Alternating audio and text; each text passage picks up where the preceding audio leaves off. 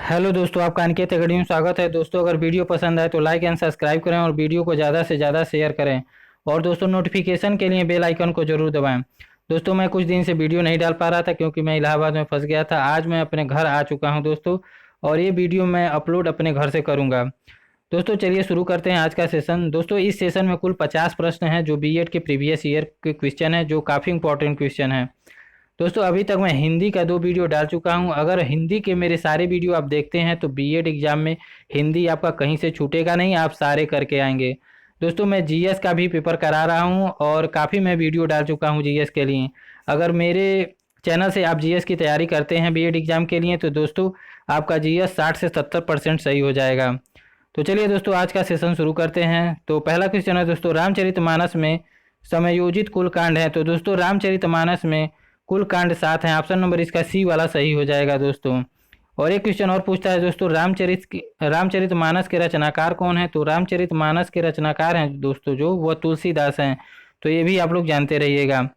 अगले क्वेश्चन पे चलते हैं दोस्तों, हिंदी किस अनुच्छेद के तहत राजभाषा कहलाई। तो दोस्तों, हिंदी जो है वह 343 के तहत राजभाषा कहलाई। ऑप्शन नंबर इसका ए वाला सही हो जाएगा। राजभाषा के बारे में मैं कुछ आप लोगों को बता देता हूं। जो राजभाषा है दोस्तों वह भाग 17 के अनुच्छेद 343 से 351 में दिया गया है।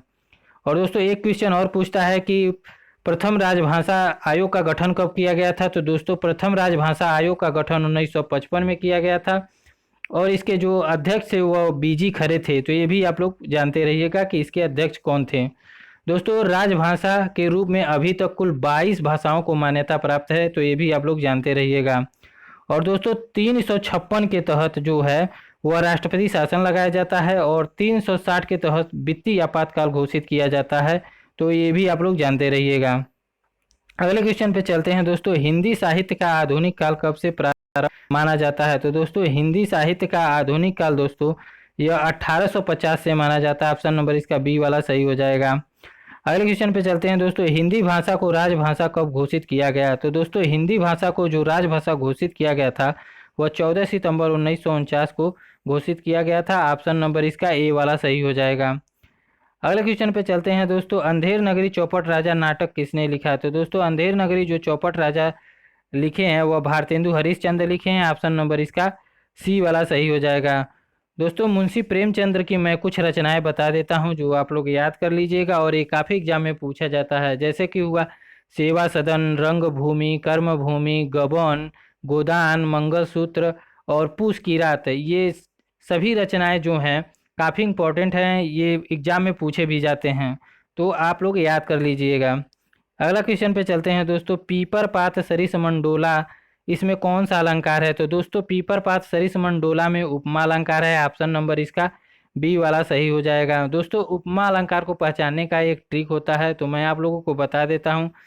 जिस वाक्य में दोस्तों सा आए, सी आए, से आए, अस आए, जस आए, सम आए, इव आए, तुल्य आए, नाई आए, सरिस आए, समान आए, ज्यों आए, वहाँ पर उपमा अलंकार हो जाता है दोस्तों। तो ये आप लोग जानते रहिएगा। ये एक उपमा अलंकार को पहचानने का ट्रिक होता है। रूपक अलंकार का एक उदाहरण काफ़ी एग्जाम में पूछा जाता है, जो मैं आप लोगों को बता देता हूँ। जैसे चरण कमल बंदौ हरिराई, ये काफ़ी एग्जामों में पूछा गया है दोस्तों। और दोस्तों, तुलसीदास को रूपक अलंकार का सम्राट कहा जाता है, ये भी एग्जाम में पूछा गया है। और यमक अलंकार के बारे में थोड़ा बता देता हूँ। यमक अलंकार में 2 शब्द समान होते हैं लेकिन उनका अर्थ अलग अलग होता है। जैसे 3 बेर खाती व 3 बेर खाती, यहाँ 3 3 2 बार आया है और दोनों का अर्थ क्या है, अलग होता है। तो ये आप लोग जानते रहिएगा। श्लेष का अर्थ होता है चिपका हुआ। श्लेष अलंकार जब मैं पढ़ाऊंगा तो आपको पूरी तरह डिटेल से बताऊंगा। अगले क्वेश्चन पे चलते हैं दोस्तों। अगला क्वेश्चन है, संस्कृत भाषा के पहले कौन सी भाषा थी। तो संस्कृत भाषा के पहले जो थी वह प्राकृत भाषा थी। ऑप्शन नंबर इसका सी वाला सही हो जाएगा। दोस्तों, अगर पूछ लेगा कि सबसे प्राचीन भाषा कौन है तो सबसे प्राचीन भाषा आपका संस्कृत है। ऑप्शन संस्कृत ही टिक करेंगे। अगले क्वेश्चन पे चलते हैं दोस्तों, उज्ज्वल शब्द का शुद्ध रूप है। तो दोस्तों, उज्ज्वल शब्द का जो शुद्ध रूप है वह उज्ज्वल होता है। ऑप्शन नंबर इसका सी वाला सही है। दोस्तों, ये तो काफ़ी इंपॉर्टेंट क्वेश्चन है जो लगभग लगभग हर परीक्षाओं में ही पूछा जाता है। तो इसको आप लोग अच्छे से देख लीजिएगा, ध्यान से देख लीजिएगा और याद कर लीजिएगा। और ये बच्चे काफ़ी गलत करते हैं, तो आप लोग गलती मत करिएगा, इसको देख लीजिएगा। अगले क्वेश्चन पे चलते हैं दोस्तों। प्रदर्शनी शब्द का शुद्ध रूप है, तो दोस्तों प्रदर्शनी शब्द का जो शुद्ध रूप होता है वो प्रदर्शनी होता है। ऑप्शन नंबर इसका डी वाला सही हो जाएगा। सतचयन का संधि विच्छेद है, तो दोस्तों सतचयन का जो संधि विच्छेद होता है वह सत धन चयन होता है। ऑप्शन नंबर इसका ए वाला सही हो जाएगा। दोस्तों सतचयन जो है वह व्यंजन संधि है, तो ये आप लोग ध्यान से देख लीजिएगा और याद कर लीजिएगा। अगले क्वेश्चन पे चलते हैं दोस्तों। हिंदी का स्वर्णयुग किस काल में रहा, तो दोस्तों हिंदी का जो स्वर्णयुग रहा वह भक्ति काल में रहा। ऑप्शन नंबर इसका बी वाला सही हो जाएगा। दोस्तों आदिकाल को बीजोपन काल कहते हैं, ये भी काफ़ी एग्जाम में पूछा गया है। और पूछा गया है बीजोपन काल किसने दिया था, तो महावीर प्रसाद द्विवेदी ने दिया था, ये भी आप लोग जानते रहिएगा। और दोस्तों रीतिकाल को उत्तर मध्य काल कहते हैं, तो ये भी आप लोग जानते रहिएगा और याद कर लीजिएगा। अगले क्वेश्चन पे चलते हैं दोस्तों। अगला क्वेश्चन है कलम तोड़ा मुहावरे का अर्थ होता है, तो जो दोस्तों कलम तोड़ने का मुहावरे का जो अर्थ होता है वह बहुत अच्छा लिखना होता है। ऑप्शन नंबर इसका डी वाला सही हो जाएगा। अगले क्वेश्चन पे चलते हैं दोस्तों। पीताम्बर कौन सा समास है, तो पीताम्बर में दोस्तों यह बहुब्रीही समास है। ऑप्शन नंबर इसका ए वाला सही हो जाएगा। बहुब्रीही समास क्यों होता है, क्योंकि पीताम्बर का जो समास विग्रह करेंगे तो पीला वस्त्र धारण करने वाला वह विशेष व्यक्ति अर्थात विष्णु को कह रहा है, इसलिए बहुब्रीही समास हो जाएगा। अगले क्वेश्चन पे चलते हैं दोस्तों। अगला क्वेश्चन है दोस्तों पंचवटी कौन सा समास है, तो पंचवटी में देखते हैं दोस्तों कि संख्यावाचक विशेषण है और यहाँ समूह या समाहार का बोध हो रहा है, जैसे कि 5 वाटियों का समूह, इसलिए यहाँ द्विगु समास हो जाएगा। ऑप्शन नंबर इसका ए वाला सही हो जाएगा। अगला क्वेश्चन है दोस्तों पावक का संधि विच्छेद है, तो पावक का जो संधि विच्छेद होता है वो पोधनक होता है। ऑप्शन नंबर इसका ए वाला सही हो जाएगा। और दोस्तों पावक जो है यह अयादि संधि है। अयादि संधि को पहचानने के लिए दोस्तों मैं आपको बताता हूँ एक ट्रिक। जैसे 3 शब्द होते हैं, 3 शब्द में जो बीच वाला शब्द होता है वह य व तो व होता है, तो ये आप लोग जानते रहिएगा। अगले क्वेश्चन पे चलते हैं दोस्तों। जगदीश का संधि विच्छेद है, तो दोस्तों जगदीश का जो संधि विच्छेद है वह जगत धन ईश है। ऑप्शन नंबर इसका ए वाला सही हो जाएगा। अगला क्वेश्चन है दोस्तों हिंदी की उत्पत्ति किस भाषा से हुई है, दोस्तों जो हिंदी की उत्पत्ति हुई है वह सौरसेनी भाषा से हुई है। ऑप्शन नंबर इसका सी वाला सही हो जाएगा। अगला क्वेश्चन है दोस्तों अरबी भाषा का कौन सा शब्द है, तो दोस्तों जो गुनाह है वह अरबी भाषा का शब्द है। ऑप्शन नंबर इसका सी वाला सही हो जाएगा। और दोस्तों गवाह जो है यह फारसी भाषा का शब्द है, तो ये भी आप लोग जानते रहिएगा। अगले क्वेश्चन पे चलते हैं दोस्तों। अगला क्वेश्चन है दोस्तों पंचगद्दा एक संख्यावाची शब्द है, अर्थ की दृष्टि से इसके अंतर्गत आने वाला पदार्थ, तो आने वाला जो पदार्थ है वह 5 है। ऑप्शन नंबर इसका सी वाला सही हो जाएगा। अगले क्वेश्चन पे चलते हैं दोस्तों। हाथ का मैल मुहावरे का अर्थ है, तो दोस्तों हाथ का मैल मुहावरा जो होता है वह तुच्छ वस्तु होता है। ऑप्शन नंबर इसका बी वाला सही हो जाएगा। अगले क्वेश्चन पे चलते हैं दोस्तों। अगला क्वेश्चन है साकेत के रचनाकार कौन है, तो दोस्तों जो साकेत के रचनाकार हैं वह मैथिली शरण गुप्त जी हैं। ऑप्शन नंबर इसका बी वाला सही हो जाएगा। जयशंकर प्रसाद की मैं प्रमुख रचनाओं के बारे में आपको बता देता हूं जो एग्जाम में पूछे भी जाते हैं। जैसे हो गया कामायनी, हो गया आंसू, हो गया लहर, हो गया उर्वशी। उर्वशी काफ़ी एग्जामों में पूछा गया है, तो इसे आप विशेष रूप से याद कर लीजिएगा। अयोध्या सिंह उपाध्याय हरिऔध की कुछ रचनाएं बता देता हूं, जैसे प्री प्रवास हुआ और आपका हो गया अधकिला फूल हो गया, तो ये इनकी प्रमुख रचनाएं हैं दोस्तों। और सूर्यकांत त्रिपाठी निराला की कुछ रचनाएं बता देता हूँ, जैसे अनामिका हो गया, कुकुरमुत्ता हो गया, तो ये भी एग्जाम में पूछे जाते हैं, तो आप लोग इसे याद कर लीजिएगा। अगले क्वेश्चन पे चलते हैं दोस्तों। अगला क्वेश्चन है दोस्तों सरस्वती पत्रिका के संपादक कौन थे, तो दोस्तों सरस्वती पत्रिका के जो संपादक थे वह महावीर प्रसाद द्विवेदी थे। ऑप्शन नंबर इसका बी वाला सही हो जाएगा। अगले क्वेश्चन पे चलते हैं दोस्तों। ढिंढोरा पीटना मुहावरे का अर्थ है, तो दोस्तों ढिंढोरा पीटना मुहावरे का जो अर्थ होता है वह बातों को प्रचारित करना होता है। ऑप्शन नंबर इसका डी वाला सही हो जाएगा। ये भी आप लोग देख लीजिएगा, याद कर लीजिएगा। अगला क्वेश्चन है दोस्तों अंगुली में आटा गीला करना मुहावरे का अर्थ होता है, तो इसका जो अर्थ होता है दोस्तों वह व्यर्थ का काम करना होता है। ऑप्शन नंबर इसका डी वाला सही हो जाएगा। अगला क्वेश्चन है दोस्तों हाथ मलना मुहावरे का अर्थ होता है, तो दोस्तों हाथ मलना मुहावरे का जो अर्थ होता है वह पछताना होता है। ऑप्शन नंबर इसका बी वाला सही हो जाएगा। अगला क्वेश्चन है दोस्तों, दानवीर कौन सा समास है? तो दोस्तों दानवीर में जो समास है वो अव्ययी भाव समास होता है। अव्ययी भाव समास में दोस्तों इसका पूर्व पद अव्यय होता है और वही पद प्रधान होता है, तो ये आप लोग जानते रहिएगा। अगले क्वेश्चन पे चलते हैं दोस्तों। अगला क्वेश्चन है, निम्न में से कौन सा शब्द शुद्ध है? तो दोस्तों पहले ऑप्शन देखते हैं एक एक करके, उसके बाद बताते हैं कौन सा शुद्ध होगा। आयोजित होगा, ऑप्शन नंबर ए, ये भी गलत है। ऑप्शन नंबर बी, आयोजती होता है, ये भी गलत है। ऑप्शन नंबर सी देखते हैं, आयोजित। ऑप्शन नंबर सी वाला ही सही हो जाएगा। अगला क्वेश्चन है दोस्तों, कल्पना का विपरीतार्थक शब्द कौन सा है? तो कल्पना का विपरीतार्थक जो शब्द होता है वो यथार्थ होता है। तो आप लोग यथार्थ याद कर लीजिएगा, ये काफ़ी एग्जामों में पूछा भी गया है। जो सही का जो विलोम शब्द होता है वह गलत होता है, असली का नकली होता है, और वास्तविक का जो विलोम होता है वह काल्पनिक होता है। तो ये भी आप लोग जानते रहिएगा, या कल्पित भी होता है। अगले क्वेश्चन पे चलते हैं दोस्तों। अगला क्वेश्चन है, तरी का पर्यायवाची शब्द कौन सा है? तो तरी का जो पर्यायवाची शब्द होता है वह नौका होता है। ऑप्शन नंबर डी इसका सही हो जाएगा। दोस्तों आँख का पर्यायवाची शब्द कौन सा नहीं है? तो दोस्तों जो आँख का पर्यायवाची होता है, चक्षु भी होता है, अच्छी भी होता है, लोचन भी होता है, धात्री नहीं होता है, इसलिए ऑप्शन नंबर इसका डी वाला ही सही हो जाएगा। अगले क्वेश्चन पे चलते हैं दोस्तों, सांप का पर्यायवाची शब्द कौन सा नहीं है? तो दोस्तों जो सांप का पर्यायवाची होता है, हरि भी होता है, सारंग भी होता है, भोगी भी होता है, खग नहीं होता है। दोस्तों जो खग होता है इसका जो पर्यायवाची होता है वो विहग होता है, पक्षी होता है, द्विज होता है। तो ये आप लोग जानते रहिएगा। अगले क्वेश्चन पे चलते हैं दोस्तों, रिक्शा किस भाषा का शब्द है? तो दोस्तों जो रिक्शा है वह जापानी भाषा का शब्द है। ऑप्शन नंबर सी वाला सही हो जाएगा। अगले क्वेश्चन पे चलते हैं दोस्तों, आस्तिक संक्षिप्तीकरण है। तो दो आस्तिक का जो संक्षिप्तीकरण है दोस्तों वह ईश्वर के प्रति आस्थावान होता है। ऑप्शन नंबर बी इसका सही हो जाएगा। और नास्तिक का हो जाएगा ईश्वर को न मानने वाला। तो ये आप लोग जानते रहिएगा। अगले क्वेश्चन पे चलते हैं दोस्तों, निम्न में से स्पर्श व्यंजन कौन सा है?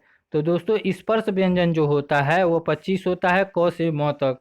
तो क से म तक में स भी नहीं आता है, ह भी नहीं आता है, और ल भी नहीं आता, छ आता है, इसलिए ऑप्शन नंबर इसका डी वाला सही हो जाएगा।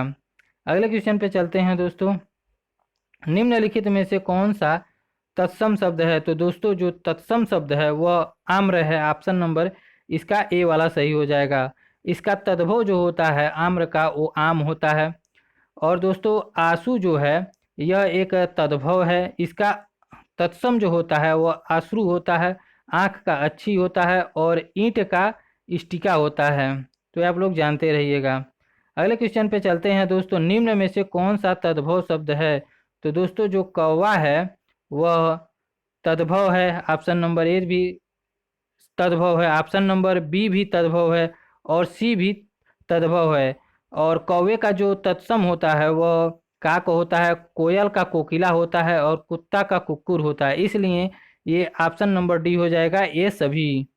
अगले क्वेश्चन पे चलते हैं दोस्तों, क का उच्चारण स्थान है। तो दोस्तों जो क का उच्चारण स्थान है वह कंठ है। ऑप्शन नंबर इसका ए वाला सही हो जाएगा। अगले क्वेश्चन पे चलते हैं दोस्तों, निम्न में से कौन सा शब्द पुल्लिंग है? तो दोस्तों जो पुल्लिंग और स्त्रीलिंग पहचानने के लिए हम विशेषण शब्दों का प्रयोग करते हैं, जैसे कि मेरा, मेरी, कौन सा, कौन सी। तो इसमें आप लोग मेरा, मेरी लगा के अब देख लीजिएगा। और दोस्तों इसका जो पुल्लिंग है शब्द है वो आलस से। ऑप्शन नंबर इसका डी वाला सही हो जाएगा। अगले क्वेश्चन पे चलते हैं दोस्तों। अगला क्वेश्चन है, निम्न में से कौन सा स्त्रीलिंग है? तो दोस्तों जो गिलहरी है वह स्त्रीलिंग है, क्योंकि गिलहरी को पढ़ा जाता है कौन सी गिलहरी, कौन सा गिलहरा नहीं पढ़ा जाता, इसलिए ऑप्शन नंबर इसका डी वाला सही हो जाएगा। दोस्तों अगले क्वेश्चन पे चलते हैं दोस्तों, छतरी शब्द में प्रत्यय है। तो दोस्तों छतरी शब्द में ई प्रत्यय है। ऑप्शन नंबर इसका बी वाला सही हो जाएगा। अगले क्वेश्चन पे चलते हैं दोस्तों, ज्ञानवंत शब्द में प्रत्यय है। तो दोस्तों ज्ञानवंत शब्द में जो प्रत्यय है वह वंत प्रत्यय है। ऑप्शन नंबर इसका डी वाला सही हो जाएगा। अगले क्वेश्चन पे चलते हैं दोस्तों। अगला क्वेश्चन है दोस्तों, कनक का कौन सा अर्थ नहीं है? तो दोस्तों जो कनक का अर्थ होता है वह धतूरा भी होता है, सोना भी होता है, नागेश भी होता है, चंद्रमा नहीं होता है, इसलिए ऑप्शन नंबर इसका ए वाला सही हो जाएगा। दोस्तों कनक का एक और अर्थ होता है, जैसे टेसू हो गया, पलाश हो गया, तो ये भी आप लोग जानते रहिएगा। अगले क्वेश्चन पे चलते हैं दोस्तों। चुनाव में नेता लोग पानी की तरह रुपया बहाते हैं, इस वाक्य में पानी का क्या अर्थ है? तो दोस्तों इस वाक्य में जो पानी का अर्थ होता है वह व्यर्थ होता है। ऑप्शन नंबर बी वाला सही हो जाएगा, क्योंकि चुनाव में नेता लोग पानी की जगह आप व्यर्थ लगा देंगे तो व्यर्थ की तरफ पैसा बहाते हैं हो जाएगा, इसलिए ऑप्शन नंबर बी इसका सही हो जाएगा। अगले क्वेश्चन पे चलते हैं दोस्तों। आप भले आए, इस वाक्य में भले क्या है? तो जो इस वाक्य में भले है दोस्तों वह क्रिया विशेषण है। ऑप्शन नंबर इसका डी वाला सही हो जाएगा, क्योंकि दोस्तों भला, बुरा, अच्छा ये सब विशेषण होता है और क्रिया के साथ आया है, इसलिए क्रिया विशेषण हो गया। ऑप्शन नंबर डी इसका सही हो जाएगा। अगले क्वेश्चन पे चलते हैं दोस्तों। निम्नलिखित में से किस शब्द में आयन प्रत्यय प्रयुक्त हुआ है? तो दोस्तों यहाँ जो आयन दिया है यह अयन होगा, और दोस्तों जो अयन प्रत्यय होगा वह नारायण में अयन प्रत्यय होगा, इसलिए ऑप्शन नंबर इसका ए वाला सही हो जाएगा। पंडिताई में दोस्तों आइन आइन प्रत्यय लगा हुआ है, और ऋणायन में दोस्तों जो प्रत्यय लगा हुआ है वह आयन प्रत्यय लगा है, और धनायन में दोस्तों प्रत्यय जो लगा है वह आयन प्रत्यय लगा है। अगले क्वेश्चन पे चलते हैं दोस्तों। किस लोकोक्ति का अर्थ वैभव क्षणिक होता है? तो दोस्तों जो होता है वह 4 दिन की चांदनी फिर अंधेरी रात का जो लोकोक्ति होता है वह वैभव क्षणिक होता है। ऑप्शन नंबर इसका डी वाला सही हो जाएगा। अगले क्वेश्चन पे चलते हैं दोस्तों। अगला क्वेश्चन है दोस्तों, 5-7 की लकड़ी एक जने का बोझ लोकोक्ति का अर्थ है। तो दोस्तों जो इसका अर्थ हो जाता है वह मिलकर काम करने से कठिन कार्य भी सरल हो जाता है। ऑप्शन नंबर इसका डी वाला सही हो जाएगा। अगले क्वेश्चन पे चलते हैं दोस्तों। अगला क्वेश्चन है, काव्य में कितने रस माने जाते हैं? तो दोस्तों काव्य में जो रसों की संख्या है वह 9 मानी गई है, लेकिन भरत मुनि के अनुसार जो अगर पूछ लेगा काव्य की संख्या कितनी है तो 8 हो जाती है, उनके नाट्य शास्त्र में लिखा हुआ है। और 9वां जो रस जोड़ा गया था वो आचार्य उद्भट के अनुसार शांत रस जोड़ा गया था, लेकिन इस समय रसों की संख्या 9 हो गई है, तो ऑप्शन नंबर इसका सी वाला ही सही होगा। अगले क्वेश्चन पे चलते हैं दोस्तों। अगला क्वेश्चन है दोस्तों, मैला आंचल किसका उपन्यास है? तो दोस्तों मैला आंचल जो है वह फणीश्वर नाथ रेणु का है। ऑप्शन नंबर इसका बी वाला सही हो जाएगा। और दोस्तों ये क्वेश्चन जो है काफ़ी इंपॉर्टेंट क्वेश्चन है, जो काफ़ी एग्जामों में पूछा जाता है।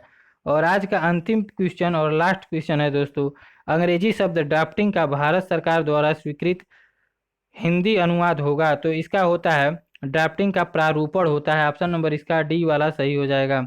दोस्तों अगर आज का वीडियो आपको अच्छा लगा हो, कई दिनों के बाद आप लोग वीडियो अपलोड मैंने किया है, तो अच्छा लगा हो तो वीडियो को लाइक करिए, और नीचे वाला जो सब्सक्राइब बटन लाल कलर का है उसे सब्सक्राइब जरूर कर दें, ताकि आप लोगों को समय से पता चले कि वीडियो कब अपलोड हो रहा है और समय से आप लोग उसको पढ़ लें, याद कर लें। तो चलिए दोस्तों, जय हिंद, जय भारत। अगला